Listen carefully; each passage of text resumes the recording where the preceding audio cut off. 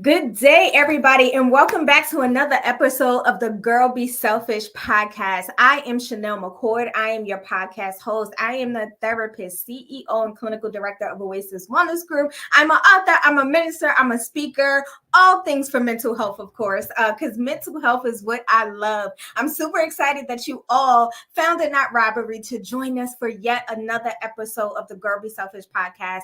We are still in our inaugural season of the podcast. What does that mean? Brand new podcast that was born out of the anthology Girl Be Selfish, right? We put together an anthology of 21 amazing authors who have come together to tell their stories of self-care, to tell what their journey looked like and how self-care was able to help them to overcome. So with that being said, I have one question. Why haven't you gotten a book yet? Listen, y'all, I keep asking you. You should have gotten a book by now. Listen, I need you to head over to Amazon, get your copy. I'm going to introduce our author for today. She's going to have copies. I need you to contact her, and I need you to get copies of this book. And I'm telling you, because it's going to be life-changing. Ladies, if you are listening to this podcast, that means you're looking for a life change. That means you are looking to step into self-care and to find your rhythm of it. And so I need you to get this book as a tool. And so I'm not going to yell at y'all today. I'm going to be nice today. But I'm super excited to have Miss Cheyenne White with me today. She is one of our illustrious and esteemed authors of the Girl Be Selfish, I was about to say podcast, but the anthology book. Cheyenne, thank you so much for being with me today. Chanel, thank you so much for having me. I am super excited to be here. I am excited, one, and we'll get to this in a second. Your chapter title is a powerful one. So we're going to get to that in a little bit. But before we jump into all of that, tell the people a little bit about yourself. Introduce yourself. Well, I am Cheyenne White, but my people call me Shy. I am New York born, Bronx raised. I forgot you was a Bronx girl like me. Yes. Bronx raised, and I have been living in North Carolina for the past 3 years. And I am a certified holistic life coach. I am a speaker. I host the Wealthy Soul podcast. So my title is Speaker of Life. And I'm also into all things mental health, all things wellness, all things self-care, all things stress management, all things how do us as women take care of ourselves and prioritize our needs. Yes, all the things. Listen, I got to stop and I just got to give a shout out to the Bronx because I forgot you was a Bronx girl. Like, yes. You can hear it all. It's somewhere in New York. You can hear it all in my voice. Listen, definitely. I love it. That makes me feel so much better. This is probably my favorite podcast interview to date now because, the Bronx is joining forces. But all things, like you said, all things mental health, all things holistic health and self-care and all of that. How did you get into this space of being an advocate, of being a life coach when it comes to women, like not just women, but people taking care of themselves in a holistic way? Graduate school. I was led by the Lord. So when I had finished my bachelor's degree, I knew I wanted to go back to school, and I looked into certain, maybe a teacher, maybe a guidance counselor. But then as time passed, the Lord later revealed, this is what I want you to study, and this is where you're going to go. So when he sent me back to graduate school, I was on my way working on my degree for mental health counseling. And then that's what set this whole wellness stage based off of my experience and the stress that I experienced in graduate school, and then wanting to extend that support to other women. I love it. And so it's been a journey for you. It's been a journey. And what I love about it is there's so many different ways that people go about being advocates for wellness, right? And there's so many different paths for it. None wrong, just different. And there's a tribe of people out there who need what you have, and who want what you have, right? And so I love that, taking alternative routes to healing, if you will, right? Because there's so many different paths. And so with that being said, what would you say is your definition of self-care? Simple. It's the care that you give to yourself. So the same love and care and concern that's being extended to other people, you now want to return and give that to you. because you deserve it and you are worthy of taking care of self. And I really do think it is that simple, right? There's so many definitions that we can give to self-care, but at the end of the day, it literally boils down to you taking care of you. And how do you do that? How well do you do that? How intentional are you about doing it? And how consistent are you about doing it, right? Because let's be honest, we all have phases where we take care of ourselves, right? We have moments where it's just like, usually around New Year's resolutions, it's my year. That's how everybody start off the year. This my year. And we may go to the gym for like a month or whatever the case is, and we fall off the consistency. And so I would just add to that, it's taking care of yourself consistently, daily, and not stopping from doing that like you would with your child. You're not going to just make sure your child eats and showers on Monday.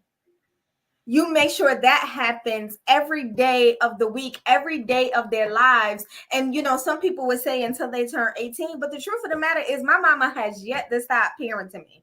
Okay. Even as a grown woman who is married, my mama still called me to tell me, you lock your doors? Like, yes, mom, I lock my doors, And so it's like with that same kind of longevity that a parent has with caring for their child, you have to do it for yourself.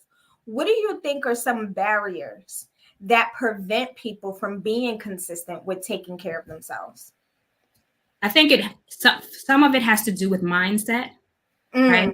That's good. So when I think back to just what we may witness when we're growing up, right? We're witnessing strong women, we're witnessing mothers and grandmothers and aunts who just do everything. They're taking care of the home, they're working, they're neglecting their own needs. We sort of picked up some of those patterns based off of what we may have experienced and seen within our homes, within our own family.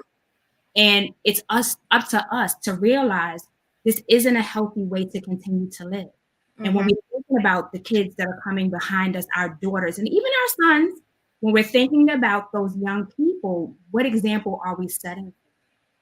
So I think it takes a mindset shift of knowing, yes, I can do all of these things, but I also have to make time to care for myself. I also have to know and say when I'm not okay. I also have to be comfortable to say, listen, I need to ask for help. And that's another thing that also stands in a way is our own pride and our own, no, I can do it. I got it. I'm in control and I'm running this. But no, you're running yourself ragged. You're running yourself, just into the ground. It's like, no, we have to take a step back and we have to look at what it is that we're going through, because the body will start to tell you. Yes, ma'am. The body will start to tell you. We can no longer ignore those signs and the things that we are experiencing. And we have to no, it is not just about this little, I don't want to say it like that, but it's not just about, I'm going to take this vacation, because you'll come right back. There's so many people that say, I took a vacation and I came back and I was just tired. Come on. Right? So we have to get to the place where we're like being consistent, being intentional. What is the care that I need, that my mind needs, my body needs, my spirit needs? What are those things that are needed in order to help me renew and replenish and nourish myself? And some of it starts with, what do we think, right? Yeah. Shifting the mindset, looking at what we experienced and what we saw as little girls, then breaking some of that cycle. That we saw that were generational. Yeah, that is so powerful on so many levels when you talk about this generational pattern of self-care. It's funny because I literally have a presentation that talks about this, like the generational divide, because we don't realize how, oftentimes when we think about the things we learn or childhood, we only think about childhood trauma. We only think about like abuse and, different things like that or whatever the case is. But the reality is we learn how to take care of ourselves from those who were taking care of us. Right. And not so much by how they take care of us, but what we mimic and pick up on how they are taking care of themselves. And so one thing I say to a parent all the time is that you taking care of yourself is not, it's so much more than just about you. It's what you are setting a path and setting the trajectory of your children on. If my child learns that when mommy is stressed out, now mommy's, drinking wine, or she around the house slamming things and yelling or whatever, then they're going to learn, oh, when life begins to life, when stress becomes a stress, then I'm supposed to use some kind of substance to calm me out, or I'm supposed to have an attitude, because that's what I learned. How powerful would it be as a parent if when I'm stressed, I'm intentional about taking care of myself? I go for that run. I make sure I shut things down, or whatever the case is. I pray, I meditate, whatever it is your thing, and your child is seeing that, because that's what they learn. My pastor said, I think I've said this probably just about every podcast, but it's so true. And so by the end of this, y'all are going to hear this and know this, but my pastor always say that more things are caught than they are taught. More things are caught than they're taught. And we think it's what we teach and what we say to our children. And it's not. They're watching you. You can tell your children not to smoke all you want. But if they see you smoking every day, guess what they're about to do? Guess what they're about to do, So when you talk about like this generational building of habits, it's like, what are you teaching the generations around you? What are you passing down? Are you passing down survival, or are you passing down self-care? Because there's a distinct difference. And most of us know how to survive. Oh, come on here. We know how to survive, but do we know how to take care of ourselves? Yes. And that's sort of what sparked, aside from other things regarding my podcast, which is Wealthy Soul Podcast. And that's what it has to do with. So it's not just about the mom or whoever the listener, right? But it's about the generations after us, right? It's like, what are we teaching them? What are we showing them? And even when you had mentioned, just how they witness and see what we're doing. But now, what harm would it hurt?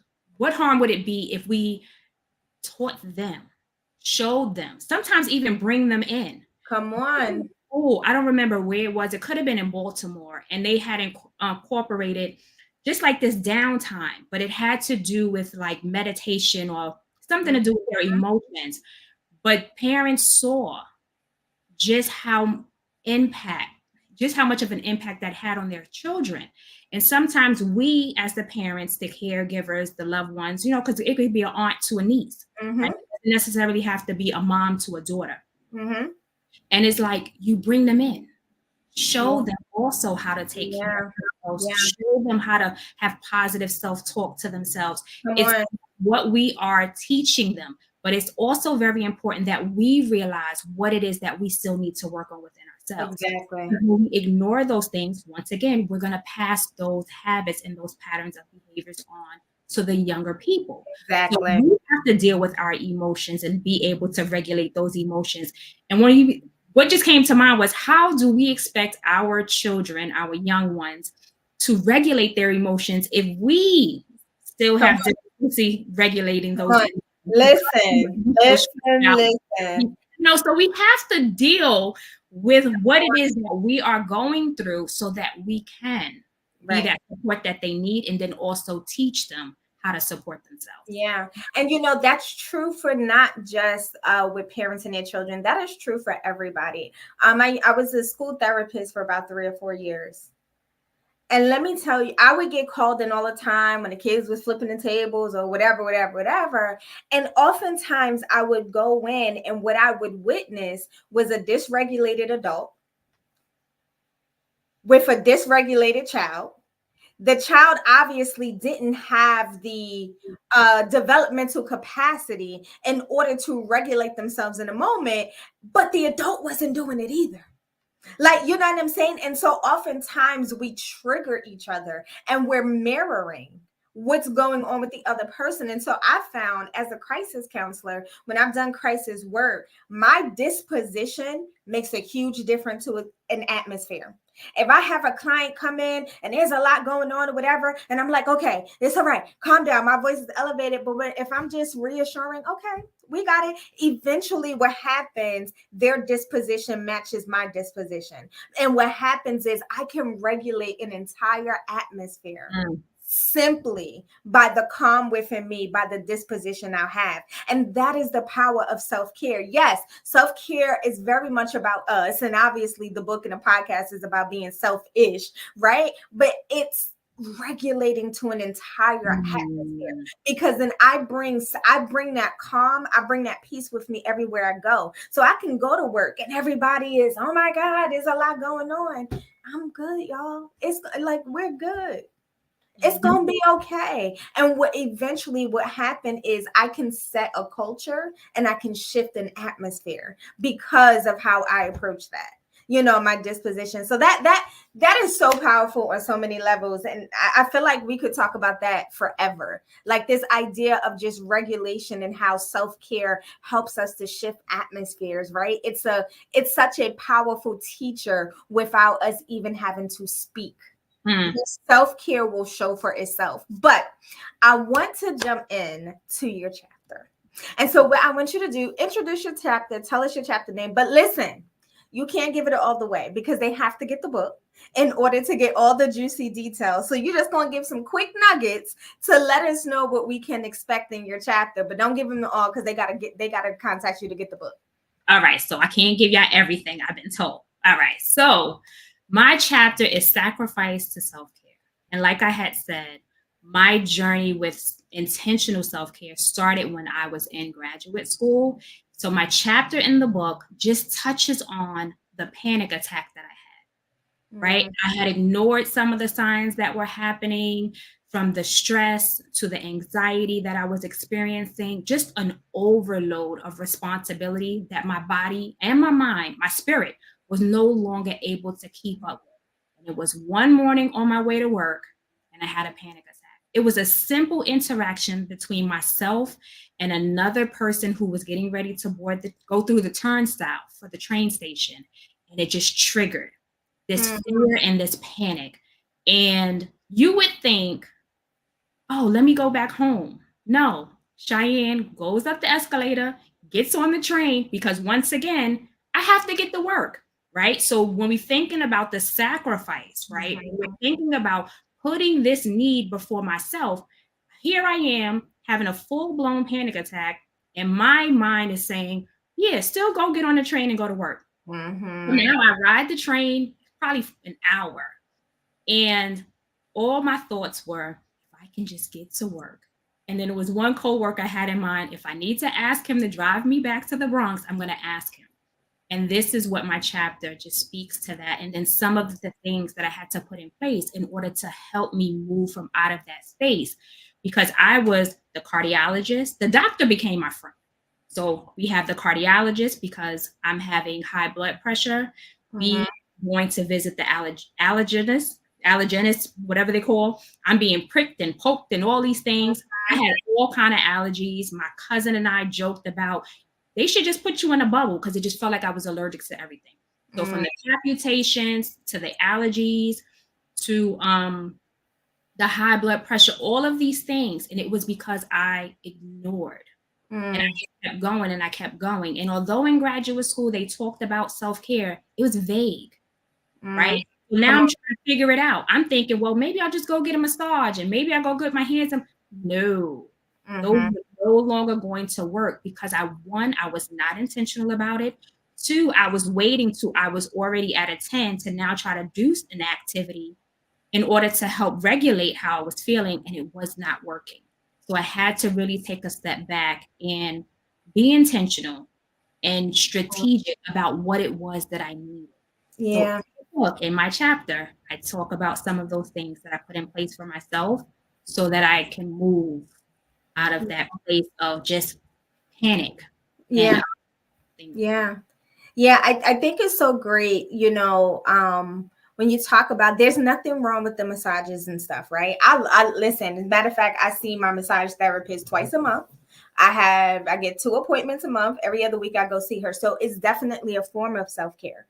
But what I found is, when I'm not taking care of the rest of me, I get up from that relaxation experience, and it was just in that moment an experience. It was nothing that was able to carry me through, because when I got up, I still had the back pain. My blood pressure was still high. My hormones were still all over the place. I'm still worried about what's going on at home. The house is still, you know what I'm saying? And so you talk about this robust, again, holistic aspect to your self-care. Like, okay, I'm gonna go get my hair done. I'm gonna go on vacation. I'm gonna go get the massages, and I'm gonna see the cardiologist, and I'm gonna see the allergist, and I'm gonna take this medication if they say I need it. Like, you know what I'm saying? Like, it's so much more. And what I find is in my research is that women, and then women of color, we don't go to the doctor. We don't go to the doctor. And so when you see a lot of these statistics that talk about, like, with breast cancer and these major chronic illnesses, and our community suffer with it at higher levels, it's because it's always caught in the later stages, because we don't pay attention to the signs that's going on. Because, yeah, if you catch cancer at stage 0, because when you first felt that something was off and you first went to the doctor, like, I know several people who were caught that early and now they're leading productive lives and they're good to go. But for most of us, we ignore what's going on with us. And then by the time we get to the doctor, they're just like, oh my God, this is, you know what I'm saying? And so just something as simple as going to the doctor. Let me follow up. You talked about anxiety, and I don't know. And again, y'all got to get the chapter to give all of this. So I don't want you to give it all away, but it makes me think, as a therapist, it's like, oh my goodness, was the heart problems, was the high blood pressure, was the allergies the thing that was leading to exasperating this anxiety? Because a lot of times that's what it is. So sometimes we suffer with emotional stuff. We suffer with stuff, and it's like, it's not even what you think it is. It's just because you won't go to the doctor to get everything else in balance. Right. What was a changing point for you? What was the turning point that said, Cheyenne, it's time to do something different and get it together? I want to say because I got tired of going to the doctor. So I was going to the doctor. Listen, something's going on here. Right. But the doctor was saying, I really believe that once you're done with school and, you'll be okay. That's what my doctor kept saying, because even when I think it was the allergist who referred me for the cardiologist, my primary doctor was upset. She was like, because there's nothing wrong with your heart. And it really was nothing wrong with my heart. Right. Mm-hmm. So stress tests, all these things. And she's like, I don't know why she didn't agree with that referral, but it was done. And it was just me getting tired of, 1, feeling the way that I was feeling, 2, going to the doctor, and 3, just feeling like nothing was working. And I had to say to myself, you don't want to live this way, because this is not the way you live, right? And even when I think back to when I was a teenager, I was engaging in self-care as a teenager with my hour showers and my, Bath and Body Works lotions and all these things. I knew how to take care of myself. But then once real life happens as an adult, it's very different. So how do I get back to this place of tranquility? Because baths weren't working, candles, none of these things were working at this point. And that's why I really had to sit and say, okay, wait, you cannot continue this way. And it was also the thought of coming into graduation at some point. And I'm thinking, my family is going to be at this hooding ceremony without me. It was one of two things. Either they were going to be at this hooding ceremony without me, or they were going to be wheeling me in. And that is the honest truth of the thoughts that I was having. I'm like, you can't live this way, right? And it was one morning on the train, the Lord was like, I want you to live.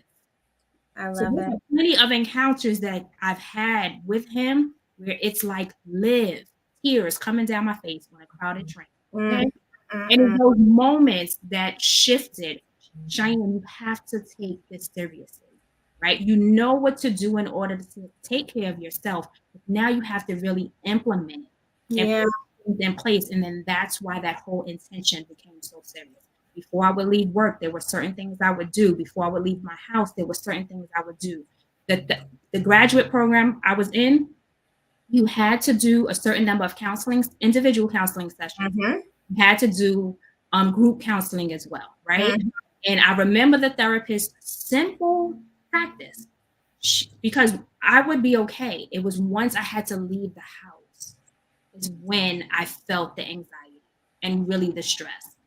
She said, when you get to work, just go check in on yourself. So my prescription was breathe, right? Once you get to the job, take a few minutes just to sit, even if it's in the bathroom. In on yourself. And that became my routine. There were things that I put in place before I would leave my house, before I would leave work, all of these things. And I carried those things with me. Yes, sometimes life is just lifing, right? But I know what to go back to in order to help ground me, in order to help.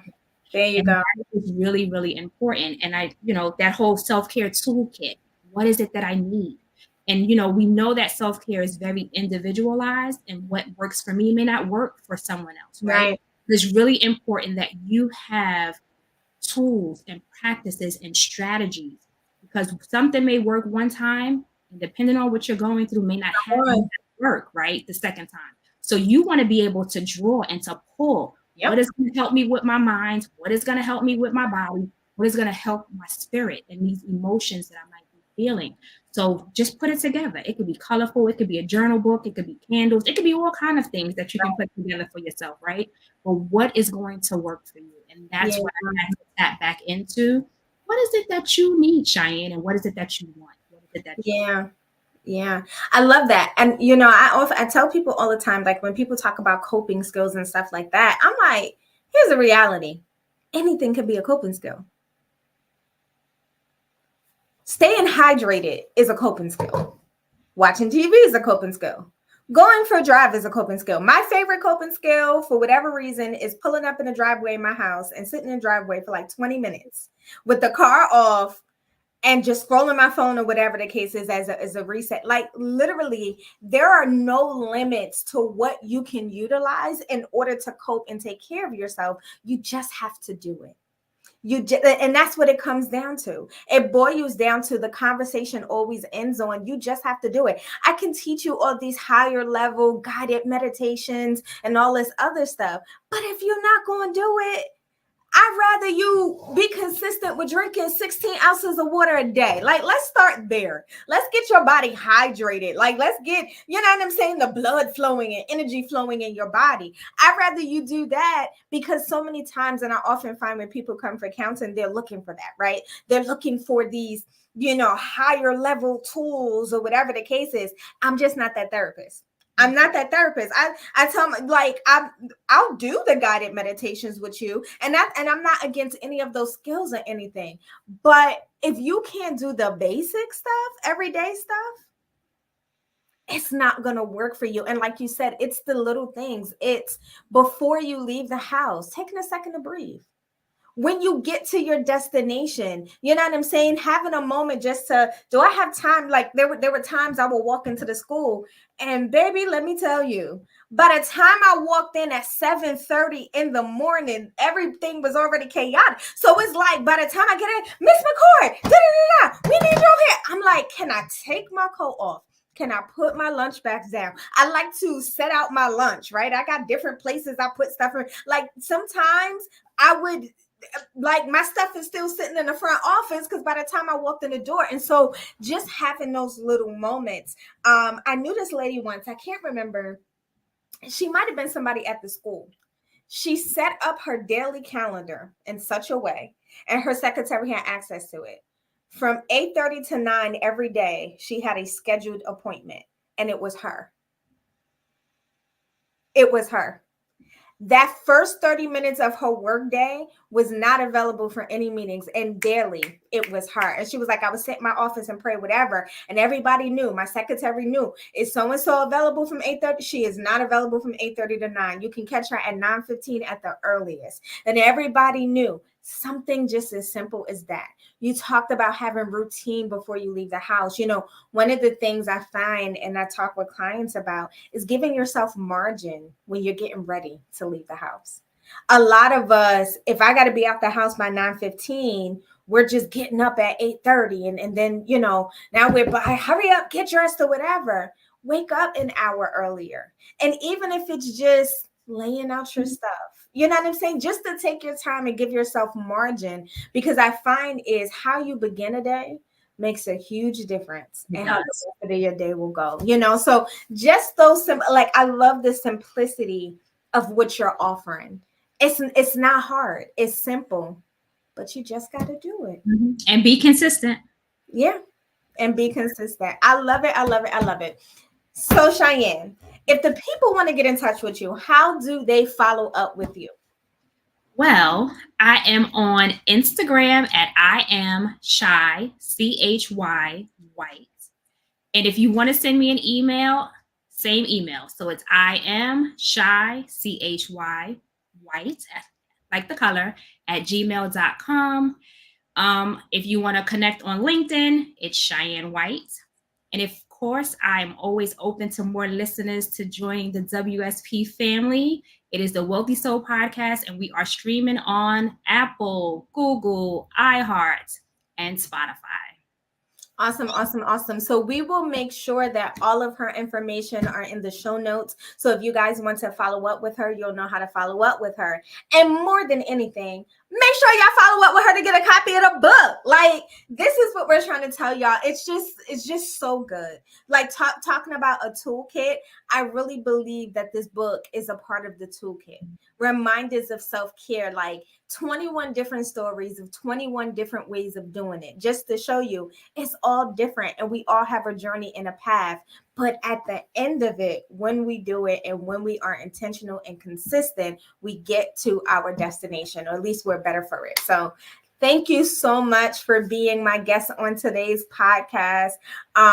Thank you for being a part of the anthology project. I'm just super excited to get this project into the hands of people because I know it will be a blessing far and wide. So thank you so much. Thank you. Thank you. It has truly been an honor. I even thank you just for the reaching out.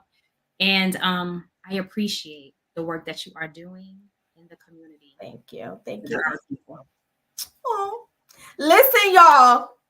Make sure that you stay tuned to everything that we have going on.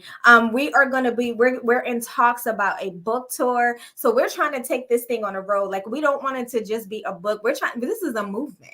Like, Girl Be Selfish is a movement. So y'all stay tuned. Make sure y'all stay tuned to everything that we have going on. Make sure that you get the book. Make sure that you're tuning into yourself and you find your rhythm of self-care, so that is the legacy of generational wealth that you leave. I mean, leave the wealth behind, right? We like that too, but your mental health is wealth too. And so let's make sure that we leave a legacy for the generations to come that lets them know that it's okay to take care of you. And not only is it okay to take care of you, it is imperative that you do. And so I hope that you all enjoyed today's episode. I hope that it was a blessing to you. We will be back with more. Listen, we're not done. This train is still moving. We still have more episodes coming with our inaugural guests as we get the word out there about Girl Be Selfish. So make sure that you stay tuned. Make sure that you like, you subscribe, and you share. Let somebody know that we are here.